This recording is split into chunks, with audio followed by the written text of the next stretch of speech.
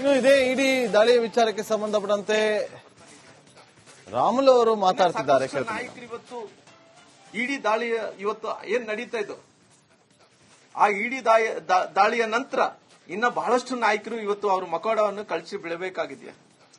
ಈ ಹಿಂದುಗಡೆ ಯಾರು ಮಹಾನಾಯಕರಿದ್ದಾರೆ ಇವತ್ತು ಏನಿತ್ತು ಪರಿಶಿಷ್ಟ ಜಾತಿ ಪರಿಶಿಷ್ಟ ಪಂಗಡಗಳ ಮಕ್ಕಳ ವಿದ್ಯಾರ್ಥಿಯ ಪ್ರೋತ್ಸಾಹನ ಸ್ಕಾಲರ್ಶಿಪ್ ಹಣ ಅವ್ರು ಬೇಕಾದಂತ ಗಂಗಾ ಕಲ್ಯಾಣಿ ಯೋಜನೆ ಹಣ ಸಾಕಷ್ಟು ಮಂದಿ ಬಡವರಿಗೆ ಎಲ್ಲ ಯೋಜನೆಗಳು ಬೇಕಾದಂತ ಹಣವನ್ನು ಇವರು ನೀರನ್ನು ಕುಡಿದು ಬಿಟ್ರು. ಆ ಹಣವನ್ನು ಎಲ್ಲಿ ವರ್ಗಾವಣೆ ಮಾಡಿದ್ರು? ಆ ಹಣವನ್ನು ಎಲ್ಲ ಕೂಡ ವರ್ಗಾವಣೆ ಮಾಡಿದಂಥದ್ದು ಆ ಬಾರ್ ಶಾಪ್ಗಳಿಗೆ, ಲಿಕ್ಕರ್ ಶಾಪ್ಗಳಿಗೆ, ಸೆಕ್ಯೂರಿಟಿ ಏಜೆನ್ಸಿಗಳಿಗೆ, ಯಾರೋ ರೈತರ ಅಕೌಂಟ್ಗೆ ಇವತ್ತು ವರ್ಗಾವಣೆ ಮಾಡಿದ್ರು. ಆ ವರ್ಗಾವಣೆ ಮಾಡಿದ ನಂತರ ಎಲ್ಲಿಗೆ ಹೋಯ್ತು ಹಣ? ಇವತ್ತು ಎಲ್ಲಿಗೆ ಹೋಯ್ತು ಅಂದ್ರೆ ಈ ಸರ್ಕಾರಕ್ಕೆ ಉತ್ತರ ಕೊಡಕ್ಕಿಲ್ಲ. ಇವತ್ತು ಈ ಸರ್ಕಾರ ಹೇಳ್ತದೆ ಪರಿಶಿಷ್ಟ ಜಾತಿ ಪರಿಶಿಷ್ಟ ಪಂಗಡ ಜನರ ಪರವಾಗಿ ನಾವಿದೀವಿ, ಆ ಮಕ್ಕಳು ಶೈಕ್ಷಣಿಕವಾಗಿ ನಾವಿದೀವಿ ಅನ್ನಂತ ಹೇಳ್ತಾ ಇದ್ದಾಗಲಿ ಇವತ್ತು ಆ ಮಕ್ಕಳನ್ನ ಎಲ್ಲಿ ಉಳಿಸಂತ ಕೆಲಸ ಮಾಡಿದೆ. ಈ ಹಣ ಎಲ್ಲ ಕೂಡ ಇವತ್ತು ಎಲ್ಲೆಲ್ಲೋ ಹೈದರಾಬಾದ್ ಅಲ್ಲಿ ಅಲ್ಲಿ ಡ್ರಾ ಮಾಡಿ ಅದೆಲ್ಲ ಕೂಡ ರಾಜಕಾರಣಿಗೆ ಬಳಸ್ಕೊಂಡಾರ. ಆ ರಾಜಕಾರಣಿಗೆ ಬಳಸ್ಕೊಂಡು ಇವತ್ತು ಬಹಳಷ್ಟು ದೊಡ್ಡ ಮನುಷ್ಯರಾಗಿದ್ದಾರೆ. ನೋಡೋಣ ಅವ್ರು ಕೂಡ ಈ ಮಕ್ಕಳ ಈ ಜನಾಂಗದ ಹಣವನ್ನು ತಗೊಂಡು ಇವತ್ತು ಎಂಪಿಗಳಾಗಿರ್ಬೋದು, MLAಗಳಾಗಿರ್ಬೋದು. ಆದ್ರೆ ಎಲ್ಲೊಂದ್ ಕಡೆ ಭಗವಂತ ನೋಡ್ತಿರ್ತಾನ, ಈ ನಾಡಿನಲ್ಲಿದ್ದಂತ ಜನರು ನೋಡ್ತಿರ್ತಾರೆ, ಜೀವಂತವಾಗಿ ನೋಡ್ತಿರ್ತಾರ. ಇವತ್ತು ದೊಡ್ಡ ದುರಂತವನ್ನು ನಡೆದೋಗಿದೆ. ಅಕಸ್ಮಿತವಾಗಿ ಅವ್ರಿಗೇನ ಮಾನ ಮರ್ಯಾದೆ ಇದ್ರಿಗಿನ ಅವ್ರ ಸಾಂದ್ಯತೆ ಏನಕ್ಕಿದ್ರೆ ಎಲ್ಲರೂ ಕೂಡ ರಾಜೀನಾಮೆ ಕೊಡಬೇಕಾಗುತ್ತೆ. ಈ ರಾಜ್ಯದಲ್ಲಿದ್ದಂತ ಜನರು ಸುಮ್ಮನೆ ಬಿಡಲ್ಲ. ಯಾಕಂದ್ರೆ ಸರ್ಕಾರಗಳು ಬರ್ಬೋದು, ಸರ್ಕಾರಗಳು ಹೋಗೋದು. ಆದ್ರೆ ಮಂತ್ರಿ ಅನ್ನಂತ ವ್ಯಕ್ತಿಗಳು, ಸರ್ಕಾರದ ಜನಪ್ರತಿನಿಧಿಗಳು ಹೆಂಗಿರ್ಬೇಕು ಅನ್ನಂಥದ್ದು ಅವ್ರಿಗೆ ಜ್ಞಾನ ಇರಬೇಕಾಗುತ್ತೆ.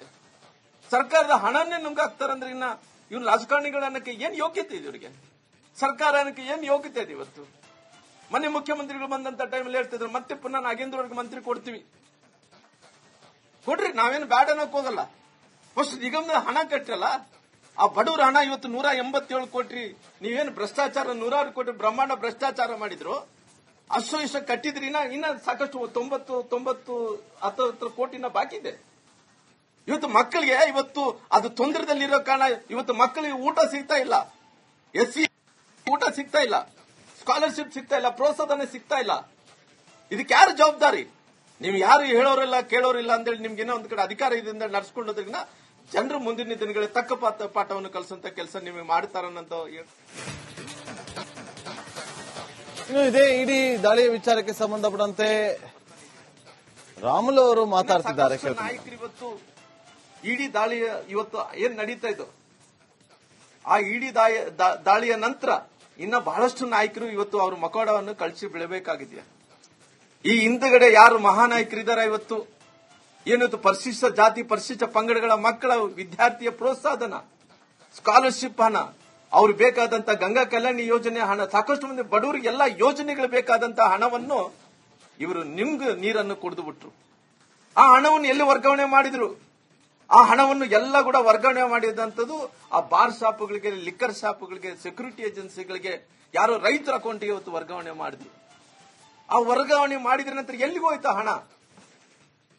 ಇವತ್ತು ಎಲ್ಲಿಗೆ ಹೋಯ್ತು ಅಂದ್ರೆ ಈ ಸರ್ಕಾರಕ್ಕೆ ಉತ್ತರ ಕೊಡಕ್ಕಿಲ್ಲ. ಇವತ್ತು ಈ ಸರ್ಕಾರ ಹೇಳ್ತದೆ ಪರಿಶಿಷ್ಟ ಜಾತಿ ಪರಿಶಿಷ್ಟ ಪಂಗಡ ಜನರ ಪರವಾಗಿ ನಾವಿದೀವಿ, ಆ ಮಕ್ಕಳು ಶೈಕ್ಷಣಿಕವಾಗಿ ನಾವಿದೀವಿ ಅನ್ನಂತ ಹೇಳ್ತಾ ಇದ್ದಾಗಲಿ ಇವತ್ತು ಆ ಮಕ್ಕಳನ್ನ ಎಲ್ಲಿ ಉಳಿಸಂತ ಕೆಲಸ ಮಾಡಿದೆ.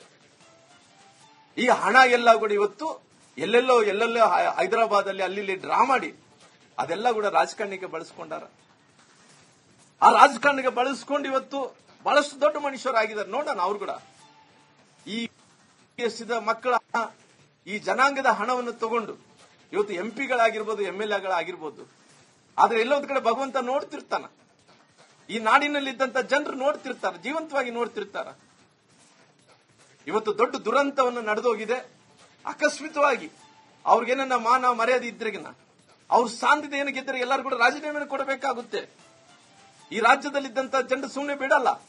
ಯಾಕಂದ್ರೆ ಸರ್ಕಾರಗಳು ಬರ್ಬೋದು, ಸರ್ಕಾರಗಳು ಹೋಗೋದು. ಆದ್ರೆ ಮಂತ್ರಿ ಅನ್ನಂತ ವ್ಯಕ್ತಿಗಳು, ಸರ್ಕಾರದ ಜನಪ್ರತಿನಿಧಿಗಳು ಹೆಂಗಿರ್ಬೇಕು ಅನ್ನಂಥದ್ದು ಅವ್ರಿಗೆ ಜ್ಞಾನ ಇರಬೇಕಾಗುತ್ತೆ.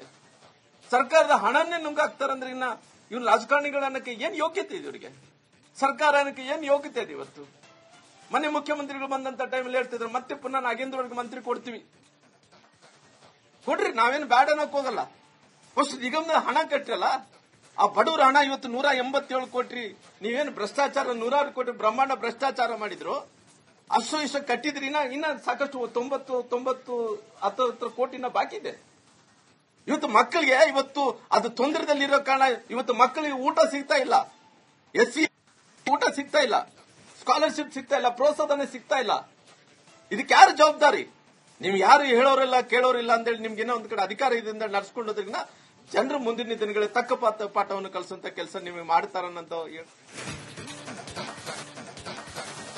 ಇನ್ನು ಇದೇ ಇಡೀ ದಾಳಿಯ ವಿಚಾರಕ್ಕೆ ಸಂಬಂಧಪಟ್ಟಂತೆ ರಾಮುಲು ಅವರು ಮಾತಾಡ್ತಿದ್ದಾರೆ. ನಾಯಕರು ಇವತ್ತು ಇಡೀ ದಾಳಿಯ ಇವತ್ತು ಏನ್ ನಡೀತಾ ಇದ್ದು, ಆ ಇಡೀ ದಾಳಿಯ ನಂತರ ಇನ್ನ ಬಹಳಷ್ಟು ನಾಯಕರು ಇವತ್ತು ಅವ್ರ ಮಕೋಡವನ್ನು ಕಳಿಸಿ ಬೀಳಬೇಕಾಗಿದೆಯಾ?